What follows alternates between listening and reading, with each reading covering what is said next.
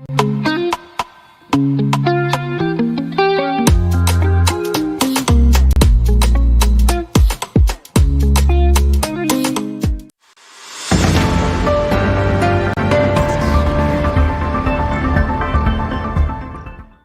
of nerves, is it? Now the Deputy President and the President are at it again. This is the week in focus. We look at the political events that have been happening during the week. My name is Brian Amwai, and joining me for this week's segment is Ismail Abdi, who is a lawyer, sitting right next to me. Next to him is Kalista Sofula and Eliud Nalimai, who is a political commentator. Thank you so much, gentlemen, for making time for this show tonight. Let's start. Deputy President William Ruto's security was withdrawn, and now it has been replaced by the AP, or rather, from the GSU to AP. What kind of scenario are we looking at? What threat does that have to William Ruto? What kind of threat does withdrawing his security actually pose to the Deputy President? If I start with Eliud. Brian, thank you very much for this opportunity. And these are a topic that we must associate ourselves and discuss and understand what's happening. Mm-hmm. There's a problem, if we are going to, advance our political agenda, then we include the issue of security. Okay. We can't trade with the issue of security, especially for a high office, the second office. With politics, we can't trade that. The issue of security, I would say that the issue of security is not an issue that the Deputy President should be given as an opportunity, or rather, what do I say? It's not a favor. Yeah, it's not a favor from the regime. Mm-hmm. It is an independent office. Okay. It's an office which was, he was bestowed the mandate by the people. Mm-hmm. That is a Kenyan. And it is still there. You might not agree with his agenda. You might not agree with the person holding that office. Okay. But that office should be respected, should be given security as it is required, because that is an office in the executive and which the Kenyan decided to give to someone. Okay. So you cannot, you cannot include the issues, or you cannot bring in the issue of politics of this person or the personality of this person. Let us, I think, give the respect that he deserves the office. Mm-hmm. And, after that, when he is not there, when he has vacated, it must still be protected. It doesn't matter who is there. The office, we need to, if I may, just a few seconds, because I think you want to take the mantle to someone else. But it is something that we must invest in our institutions, mm-hmm. In our constitutional offices. It is not something that should change after the regime. If we are doing this thing that we withdraw and exchange the security, they mm-hmm. say the allied security now mm-hmm. to the AP, yeah? Mm-hmm. It means that, what is the impact after another regime, and maybe there will be a collision? We need to have a strong offices and the institutions, so that no one will come and mingle out these issues. So the issue is that we need to have these strong offices. Okay. Regardless of the bearer of that office. Okay. We need to protect this office, and we can discuss politics outside there. Okay. The Deputy President today, I heard him very clear. He's saying, let us not even focus on the issue of the GSU, AP, or what. Mm-hmm. If they have been given another job opportunity, maybe to go and serve the people in Peketono or whatever those sites, let them go. We can have the AP to guide the residence of the Deputy President. Okay. And he went even further to say that, and if the AP will get another,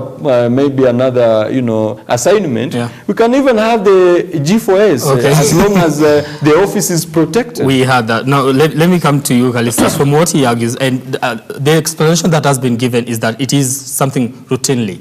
We do this on a routine basis, that we can actually exchange and give you AP and not GSU as earlier, that whatever security he had. But then somebody argues that if at all you say that my security has been withdrawn and replaced with AP, then probably you're not, my security, or rather my life is under threat because of that. And somebody says, are you trying to say that the administration police are not as efficient in guarding or rather protecting the deputy president as the GSU?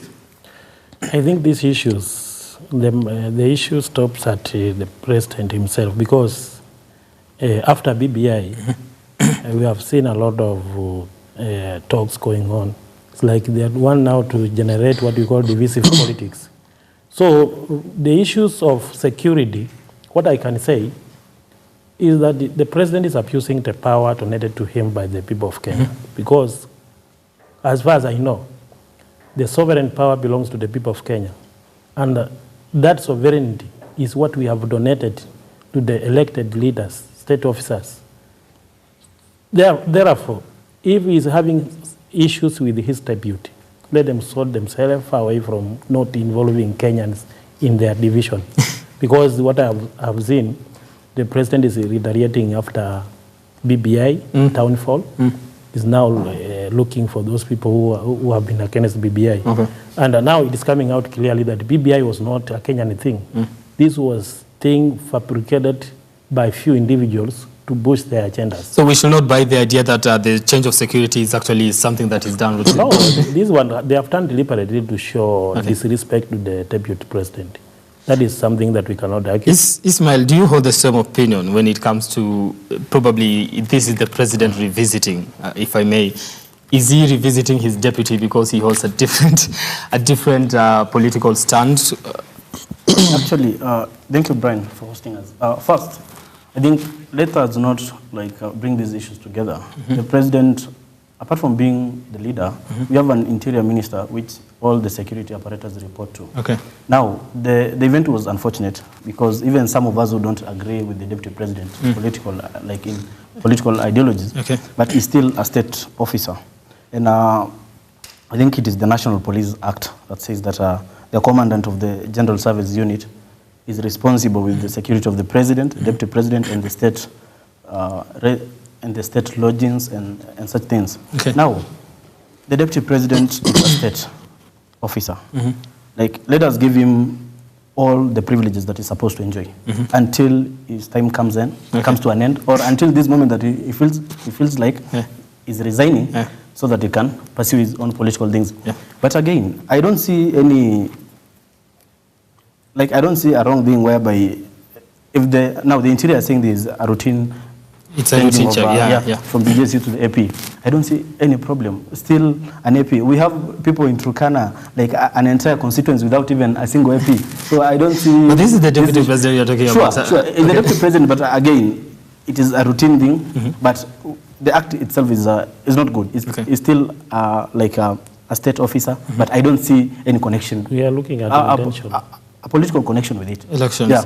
So this is the thing. The deputy president has been termed as he holds a title, but he doesn't have the functions.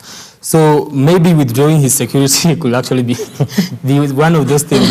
Why would you be protected as the deputy president when you do not act like one? Brian, it's I think the timing of these happenings. Remember the other day the president was saying that if you are unhappy, you can just as well walk out and go.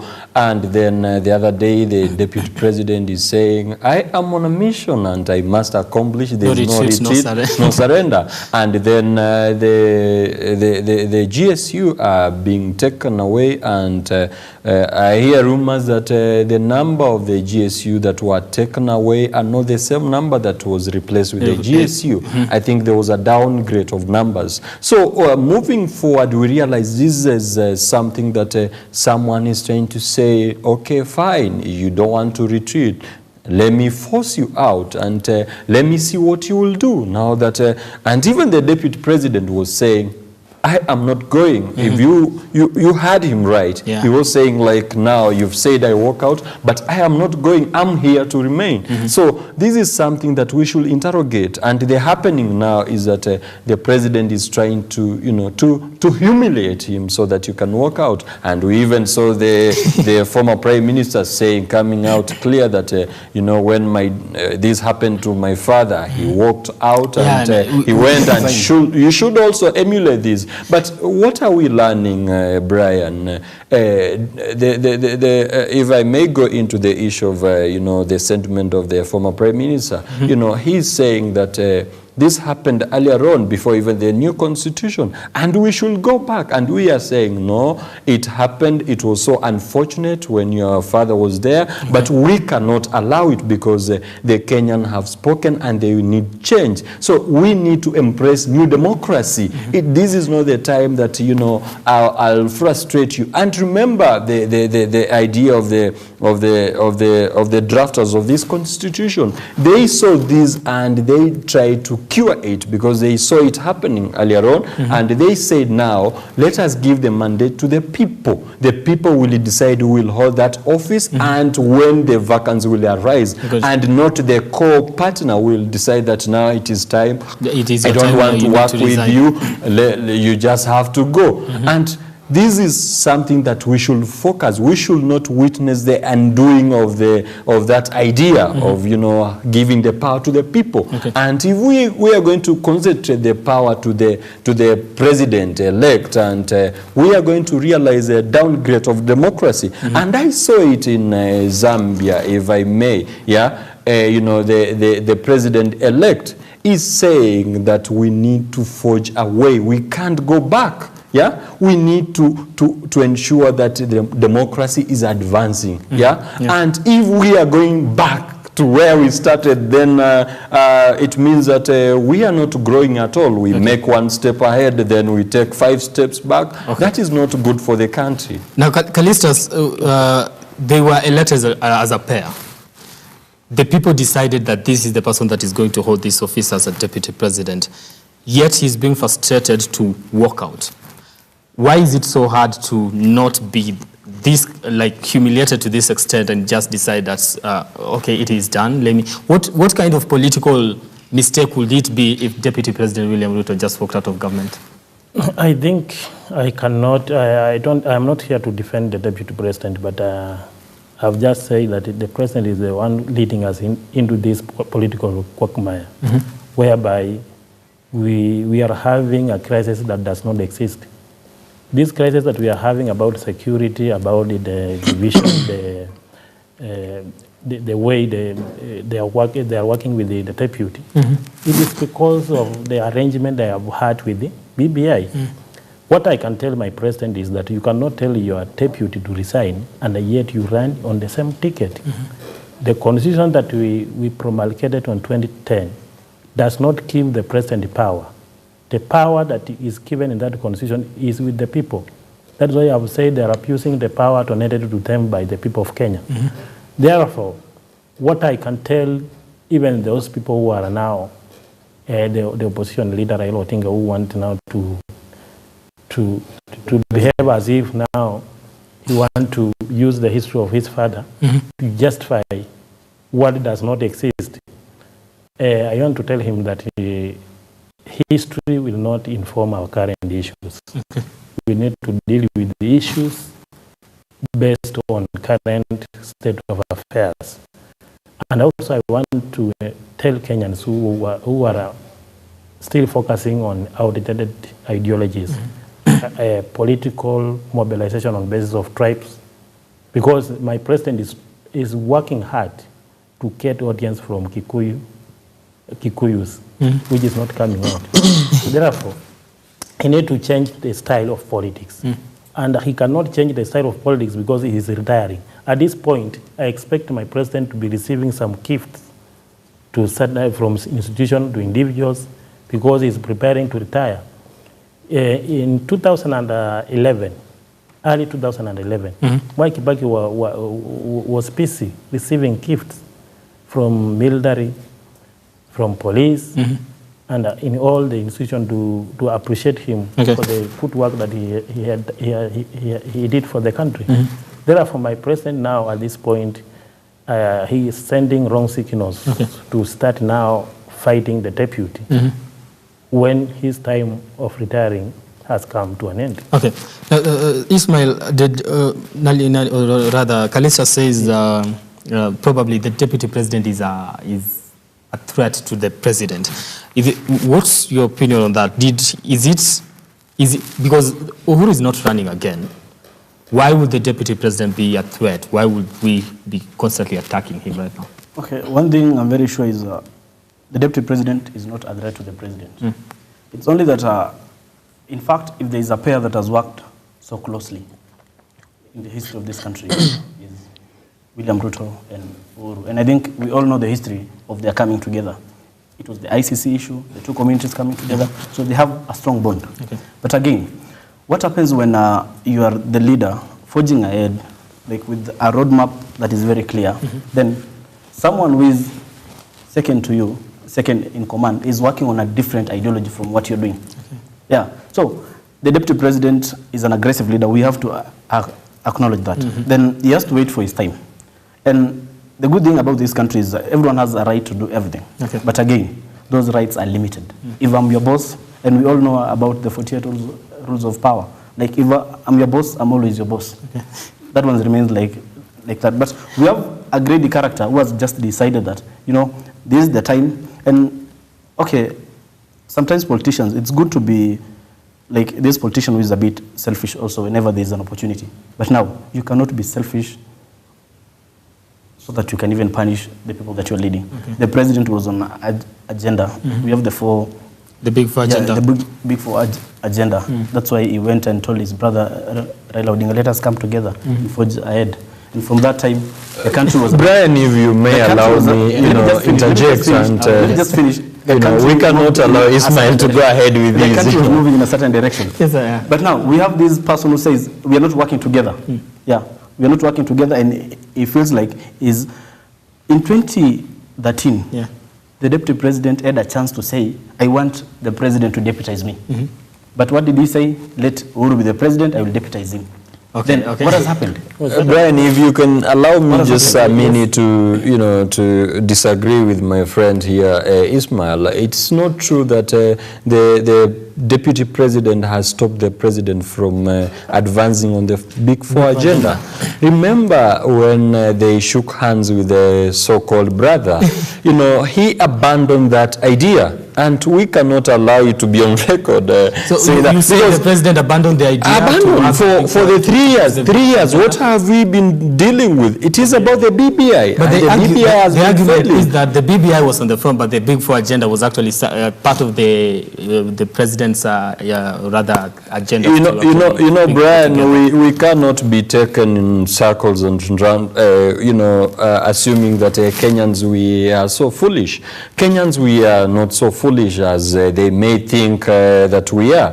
The president had an opportunity to advance on this Big Four agenda. But I can see a president who is being held hostage by the opposition leader saying that, we have to find a solution after 2022, which means we have to amend our constitution, and they are focusing on that. There's nothing. The president has not told us that, the deputy president came and have given him some duties, have allocated. No, let me finish. Ismail, let me finish. You've always been a good person, so you just allow me to finish this. So what I'm trying to say is that the president has said, we don't seem to be reading on the same page. But now he has not told us what exactly, because we understand that the deputy president is the principal assistant to the president. And so the president has to give them whatever to do. He has to allocate him the mandate. So the president has not told us that the deputy president have given him this assignment. He has failed failed to deliver. So it means we are not singing the same tune, and therefore I feel like I'm being, I'm not advancing on my agenda. My legacy is at risk. The only thing we have seen is that this is the president who is saying that, I'm not the one advancing on the BBI. It is the Junet and Waweru who are doing the BBI. And this is the same person who is coming to Nyanza and telling us that, when we have Orengo, we are not going to lose. And he is the same person who is saying that the judges were misguided. They didn't appreciate the facts. He is the president who is so agitated by the decision of the Court of Appeal that, they have annulled this process, and this process took him 3 years, and that was his legacy. So he says that was his legacy. He said that was the agenda for the country. I think he said it's part of his something that he wanted to leave behind. It will not be good for our friend to mislead people. Yes. It will not be good for our friend to mislead people. The president, apart from being the president of this country, a leader, is also a politician, and he has interest about even politics. But this is someone who is going home, Brian. This is someone who is retiring. Which agenda past 2020? Okay. My friend is a supporter of William Ruto. And my friend is a supporter equally, Raila Odinga. I think the two cannot give a honest observation about what is going on. Where do you stand yourself? But Kenyans, we see what is happening. What I want to tell my friend is that when it comes to looking for a good leader, you cannot give the deputy president as a good leader. You cannot give him as an example. He is among the people who have vandalized our economy.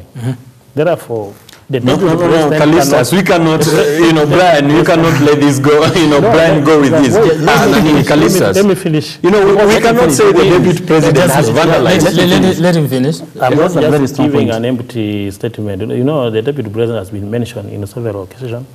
He has participated in corruption. There is even charges that the Mutesi land. He even paid for the land and the fine. So therefore, the point I'm trying to say, the deputy president is not a good leader that we should have. But the kind of arrangement, the kind of useless arrangement being championed by the two leaders, Raila Odinga and Uhuru Kenyatta, is the one making. They are the ones making William Ruto to be more relevant. But from where I sit, I can tell you, come 2022, if I front someone like Muhisa Kitui, will beat deputy president hands down. Brian, if I may just say 30 seconds. We are about to go for a break, but before we do that, let's find out, because you say the deputy president has actually vandalized the economy. Yes. So according to you, the failure of the Jubilee government as we stand as now, who are we supposed to be blaming? We need to blame the two leaders, because when we supported them in 2013, they promised us that they are going to unite the country, they are going to bring employment. Instead, what we have gotten out of their leadership is the ballooned national debt. Okay. Then unemployment. They have vandalized even the companies that were generating So thank you. We cannot rely on just mere talk that the deputy president is going to improve the life of Kenyans, and yet he has participated on the downfall of Jubilee administration. Brian, it's so funny, to say that the deputy president, we need to blame them. We need to blame him. We know that someone came out clear and said, I am in charge. So I'm the leader. I'm the president. And this person, the deputy president, has been usurped the power. He doesn't have any power. What he does is just holding meetings at the current residence. He has nothing substantial. So we can't, it means that the president is controlling, and he, either way, whatever the deputy president says, it doesn't matter, because I can take the president. No. We are taking a break. Hold it. When you say that deputy president doesn't have the power, then we'll come back after this break to just look at then why is he still the deputy president? We're taking a short break here on the Week in Focus. It is a political debate looking at the issues that have happened during the week. Stay tuned.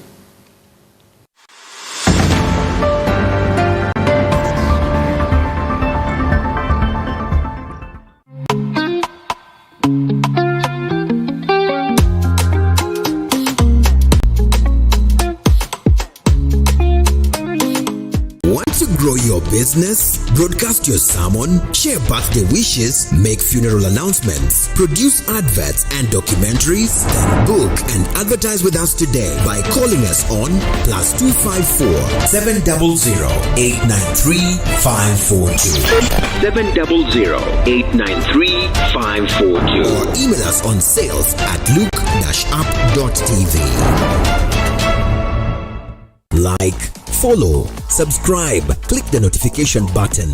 Join the Look Up TV movement now.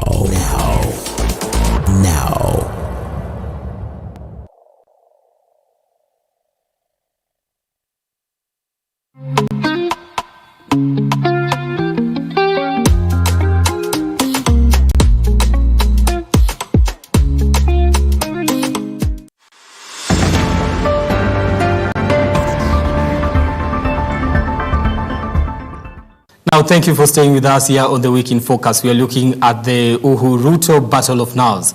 There's been a little bit of politics here and there, and in this, or rather in studio to discuss this, I have Eliud Nalimaya, political commentator, Callistus Wafula, and Ismail Abdi. Now, before we went for a break, Nalimaya, you had mentioned something, that the deputy president now, he doesn't have probably something like functions. He's not working for the state or something. Then what he does nowadays is send his message through funerals or go to church or hold delegations at his current home.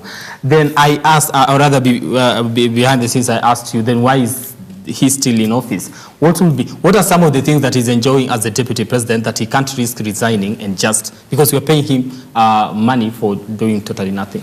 You know, he is not doing totally nothing. I disagree with you, Brian. You know, this is someone who came out clear, as much as he doesn't have power, but he can speak wherever he is. We saw him very clear at Bomas when they were launching the so-called BBI, and he was clear. He was saying that we need to discuss. We need to, we need to convince Kenyans that this is going to work. And it seems like the judiciary, the High Court and the Court of Appeal judges, they agreed with him, and now we see the fruit of him being there. At least he can voice his idea. He has that privilege of air. He can airtime. He can address the media and say whatever he feels. We've seen him calling media, addressing them over some things. That is not a privilege that he can enjoy when he walks out. So he's still there protecting the interest of the Kenyans. Remember, the Kenyans trusted him, and they elected him as the deputy president, and he should not surrender, as he says. So what you're trying to say is he's using this time, of course, despite being despite being called, he's trying to say that, look, there is a problem, whether I have power or not, but I'm seeing, and people are seeing. You have to convince us that this is in the best interest of the Kenyans. And people are listening, and people are seeing him, and he's doing very well. Can he champion for whatever he wants to champion outside probably government? He will not have that privilege. Right now, he's using the resources given by the Kenyans to do the right thing. Brian, I think our friends are not, they're not telling us the truth. What? Here, it's very simple. The deputy president, if he's this popular person, as they say, the popular current politician we have in this country, they're saying he's the older party leader. If he's the one, let him resign and champion for his ideology. Why should he resign? But now why should he resign? But now he has decided. Why not the president? But now he has decided. He has decided that I'm still the deputy president. I will enjoy all the privileges. I will play a victim, which is entitled to. True. I will play a victim as I continue to provoke the president. But the most patient president we have in this. We have seen things happening. The most patient president. Just a moment, yes. The most patient president we have in this country is William Ruto. Do you know a deputy president of any other country in Africa? Do they have the same probably structure that we have? They have. But are you supporting countries like South Africa? They have countries like South Africa whereby the democracy and everything is just the same. Those who are not irrelevant. What I'm saying is, just remember we have different constitutions. What I can say, my friend has mentioned something very serious about that the Court of Appeal had the deputy president rejecting BBI, and they made ruling on basis of that. I think that is a reckless statement. That we You need know, because if I may, the only institution that we have left Calista is trying to say that you just said the courts are not... and can I defend my position? You will do that. The only institution that we have left in the country is judiciary. So I cannot allow someone to politicize. Yes. Very independent. If this case, and I think I asked this question quite a number of times, yes. If this case was ruled in favor of BBI, would we be seeing the same? Let me tell you something. Yeah. The determination was made on the basis of law and the Constitution of Kenya. Because when they say that the BBI did not, the IEBC didn't have the quorum, it is written in the Constitution. When they say the president cannot champion for popular initiative to change the constitution, it is also written in the constitution. But Calista, when you come to the issue of IEBC, the issue of quorum, and I think that has been debated by so many people, yes. Even the president himself, yes. The other day he said, if you are saying the IEBC did not have the quorum, and this is the same institution that has actually conducted about how many, 27 by-elections, had you sworn in or something like that? Constitutional issues are very much fundamental, and it touches on the fundamental rights of the people. So you cannot compare the constitutional amendment process with conducting an election, like an MC election or an MP election.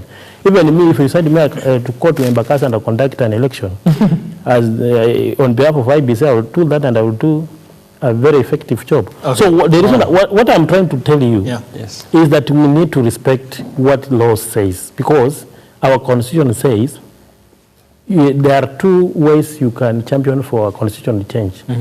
One is through parliament, and when it touches on the fundamental rights of people, it will have to go to a referendum, meaning the sovereign power also belongs to the people of Kenya. Therefore, the popular initiative cannot be championed by the head of state. And that the president was misguided, given that he has around people who claim that they are lawyers, like James Orengo, Kalonzo Musyoka. Can I allegations? Just a moment. Let me finish.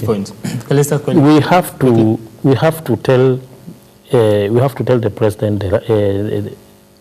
How can I say? We have to tell him the truth, because even if we can try to defend the deputy president, even the deputy president is a contributor of the party leadership that we are facing. And he also claimed that in our first time we did a lot. Have you seen the development in the country?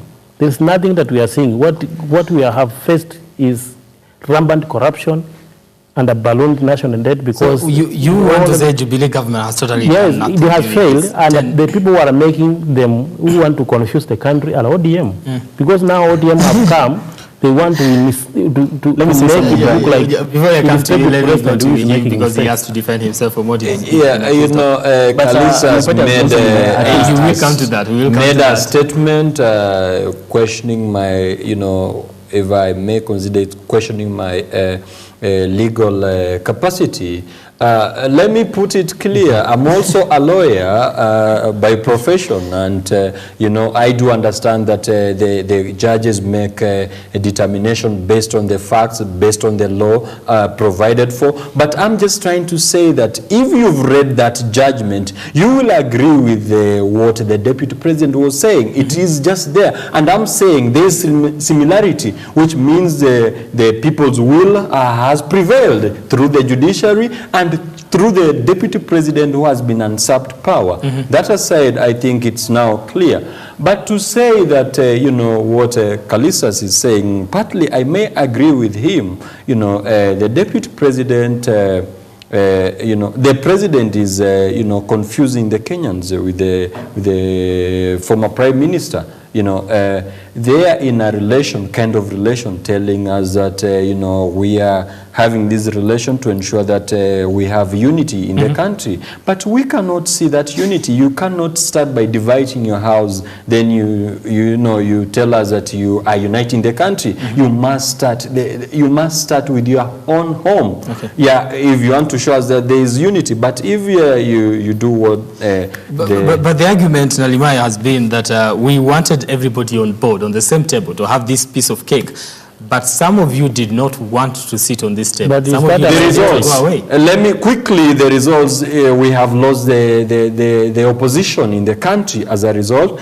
We have, realized divisive politics, and we have also witnessed the undoing of our democracy. And we have also witnessed the disrespect of the political offices in this country and the senior positions. So that means, and we have also witnessed the poor political party democracy. We saw people being summoned for speaking their mind, and the power was taken away from them. So if that is what we are saying that BBI was to bring, that is the kind of unity and kind of unity and what do I say?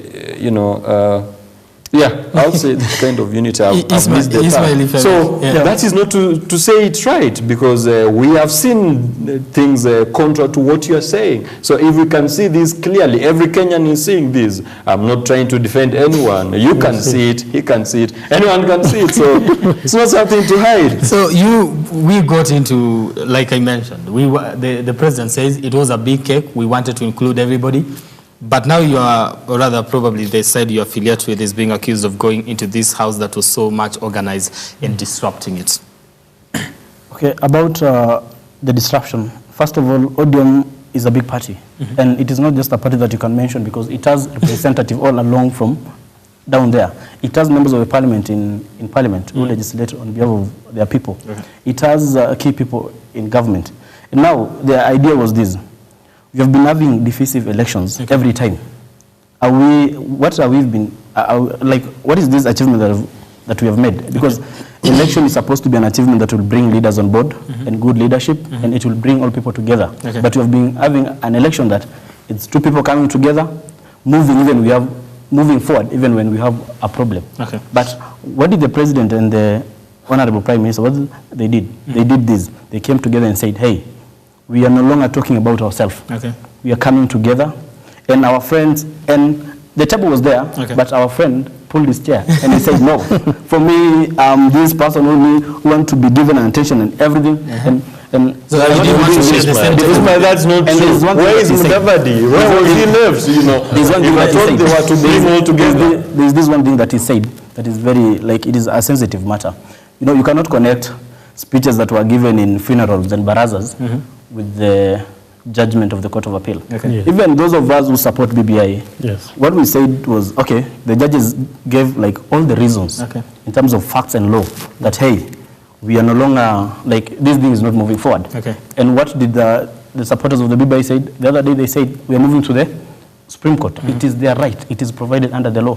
But saying that the deputy president said, I will stop BBI, and it stopped. I think let us not those not my words. You can replay that. I said he reasoned in that way, and we can see the same being advanced on the in the reasoning. If you've read the judgment, and nothing happened. What he said in Bomas, it was just 100% politics, and what the judges said was about facts and law.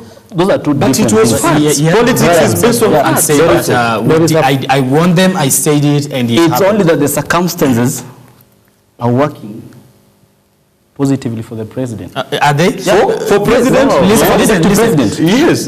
Now, and that's what we are saying. The similarity. Currently, they are favoring him. The president? The deputy president. Oh, the deputy president. In terms of the mobilization, the fallacy that is running, and all these things. Yes. But Ismail, you will agree with me. You will agree with me the way the Court of Appeal said that this process was not procedurally.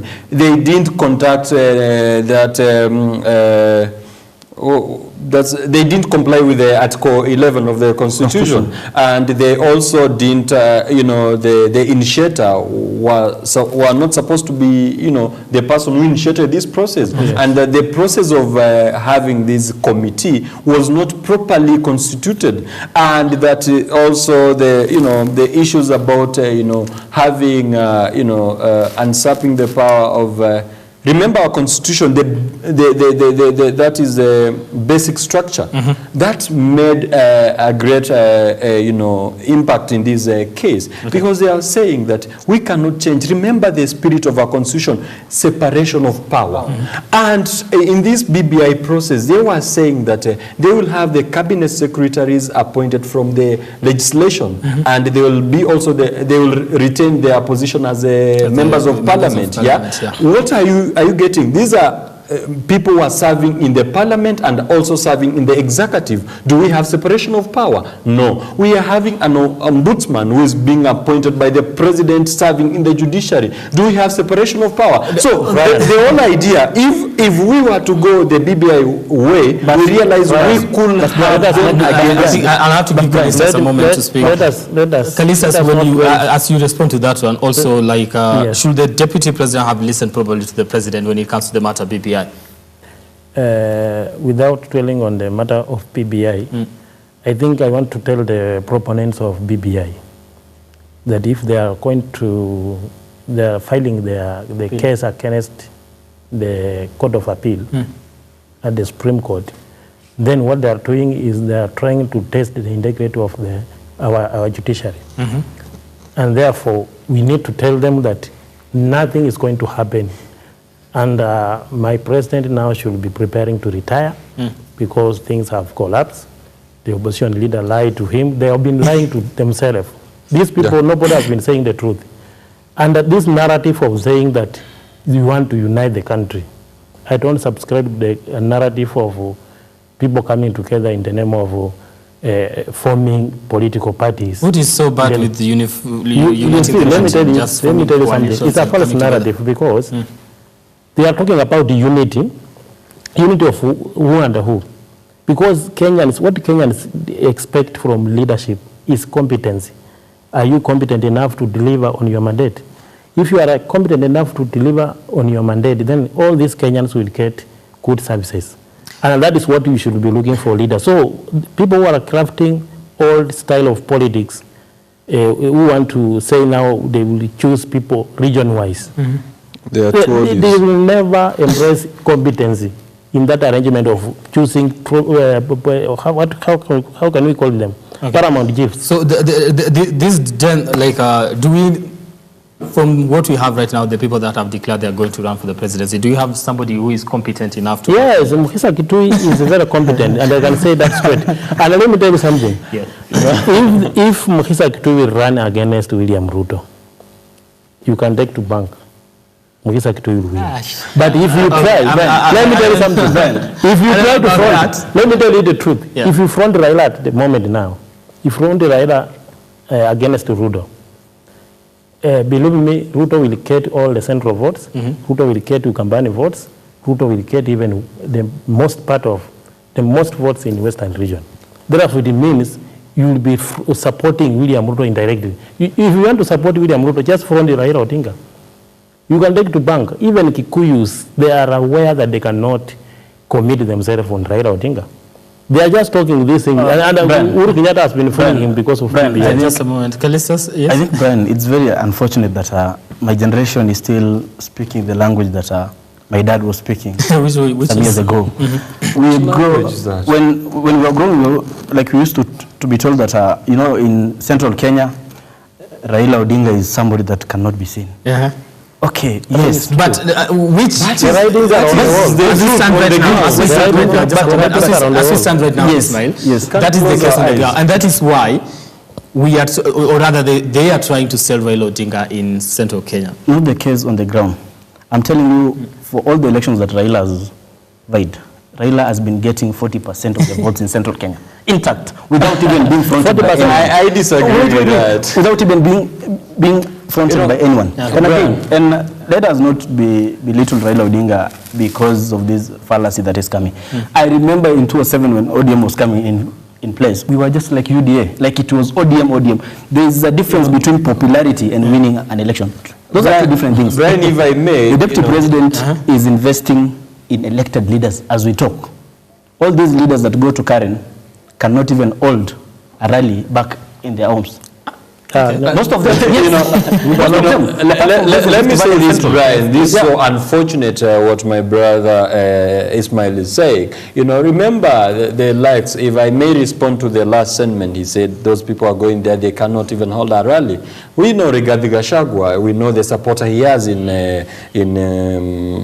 his constituency. We know Kimani Ichung'wah is someone who was, elected unopposed, without even, subjecting himself to the election process. Yeah. So this notion that those who are going there, they don't have followers, or they cannot call a meeting or a political rally and have a number. Okay. That is not true. We saw it in Kiamba, and we can see there's a wave. Yeah. But moving forward to your question, you said whether there's a problem with uniting the country. But we cannot unite the country when we are only uniting the political elites.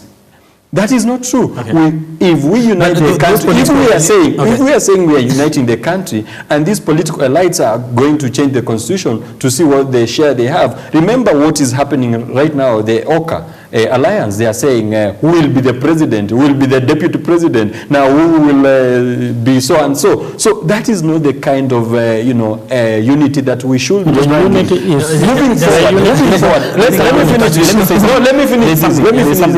You'll have to, Ismail, if you may just allow me a little latitude, I finish this. Because remember, if we are talking about unity, then we are talking about Kenyan citizens. We need to unite Wanjiku, and every Wanjiku from my home place, Kibabi, they need to feel they belong. They are united. Okay. From Kisii, they need to feel they belong. That is the kind of unity we need to talk. But not few elites will, come and... but we're looking at these political leaders who represent certain regions, probably to get that type of representation.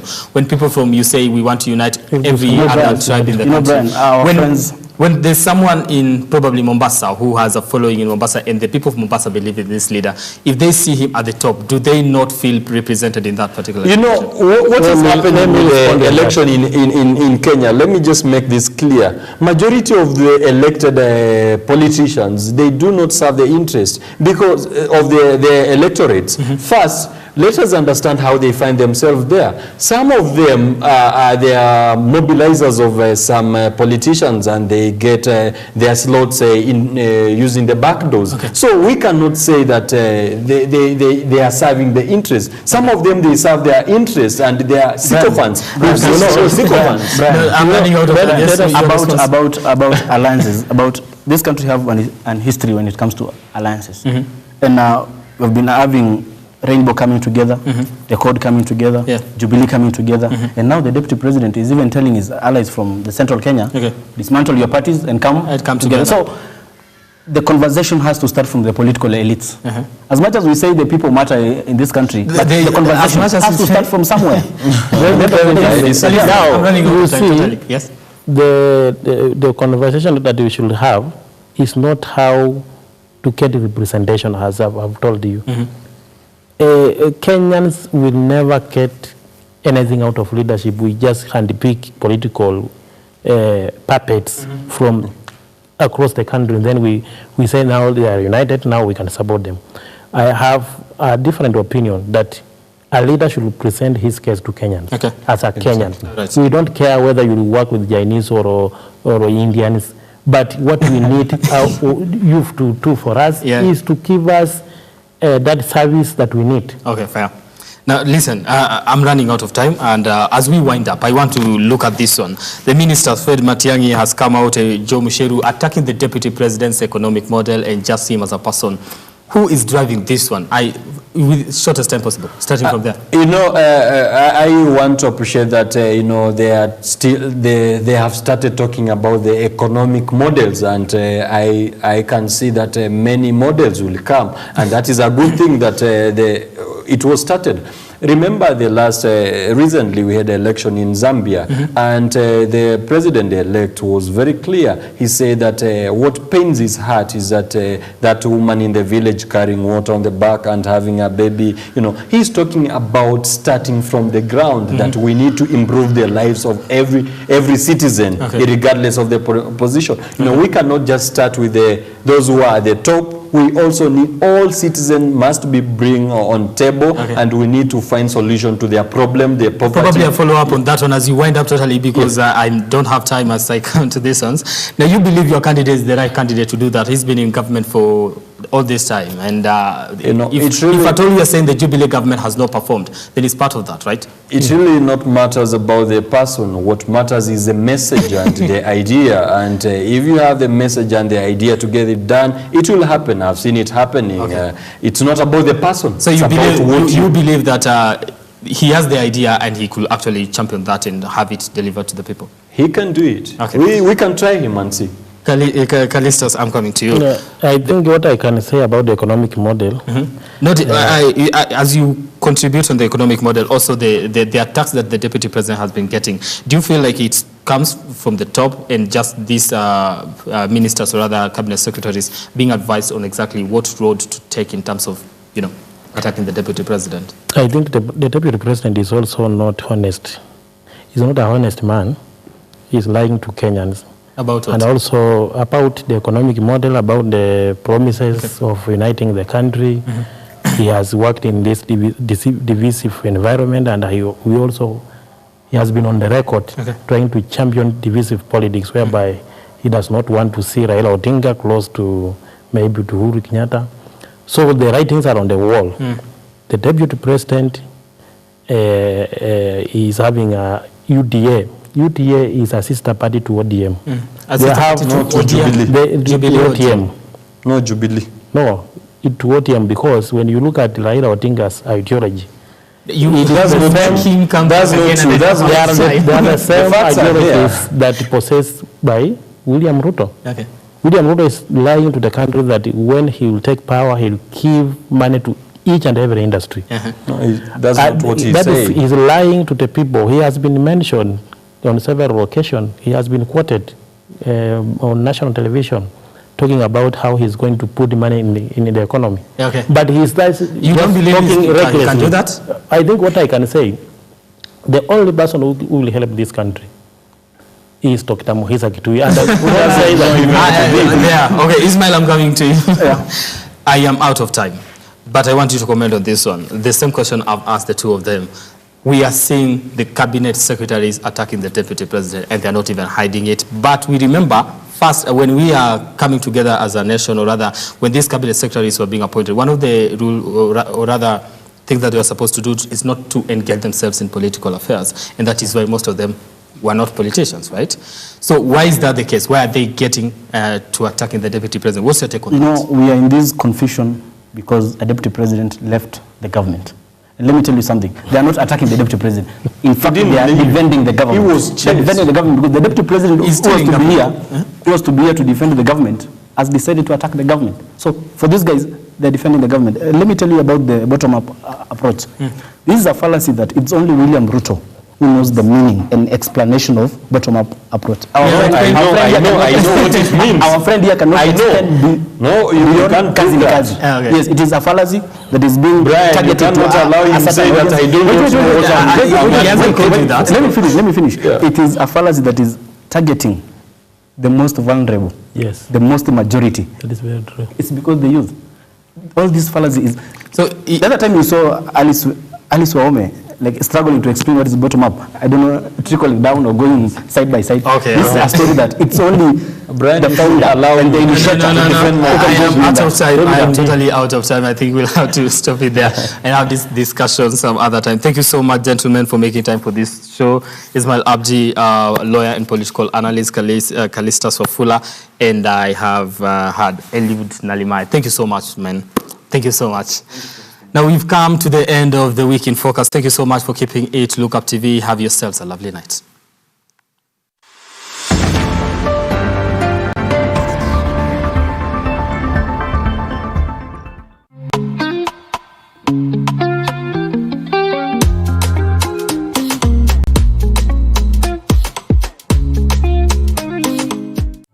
We value your feedback and welcome your complaints about our programming and operations. Feel free to get in touch with us through 0700 893 893-542 or send us an email to views@look-up.tv. We can't wait to hear from you.